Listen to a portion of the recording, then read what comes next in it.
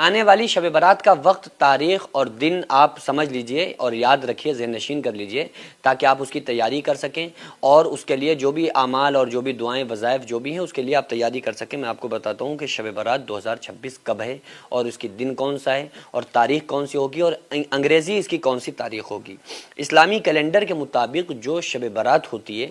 وہ 15 شعبان کیوں ہوتی ہے، یعنی 15ویں شب،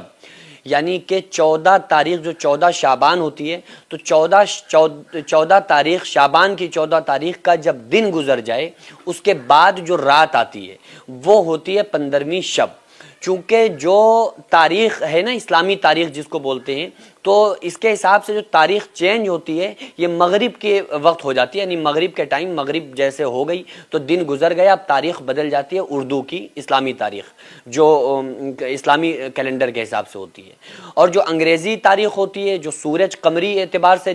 جو شمسی اعتبار سے دیکھا جاتا ہے تو اس کی جو تاریخ بدلتی ہے وہ رات کے 12 بجے بدلتی ہے۔ تو جب یہ 14 شعبان جو ہے تو 14 شعبان گزر جائے اور وہ جو 15 تاریخ لگ جائے وہ رات ہوتی ہے 15 شعبان جس کو شب برات کہتے ہیں۔ تو اس اعتبار سے ہندوستان کی اگر میں بات کروں تو 2026 میں جو رات شروع ہونے پر جو رات شروع ہوگی وہ 3 فروری کو ہوگی، یعنی انگریزی تاریخ 3 فروری ہوگی اور یہ 3 فروری کی جو رات آئے گی وہ رات ہوگی 15ویں شب، اور جو دن ہوگا وہ ہوگا منگل کا دن، یعنی منگل کا دن گزرنے کے بعد جو رات آئے گی وہ شب برات ہے۔ اور 4 فروری 2026 کی صبح تک، یعنی بدھ کے دن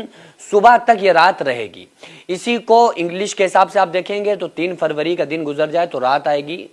منگل کا دن گزرنے کے بعد جو رات آئے گی وہ شب برات ہے۔ اس میں اچھے سے تیاری اس کی کریں، خوب عبادت اور ریاضت کریں، اور اس میں خصوصی طور پہ اگر آپ ہماری بات مانیں تو اس میں کیا عمل کرنا چاہیے، آپ الگ سے عمل وظائف ڈھونڈنے کی ضرورت آپ کو نہیں ہے کہ ہمیں یہ وظیفہ مل جائے، یہ عمل مل جائے، ہم کیا کریں کیا نہ کریں۔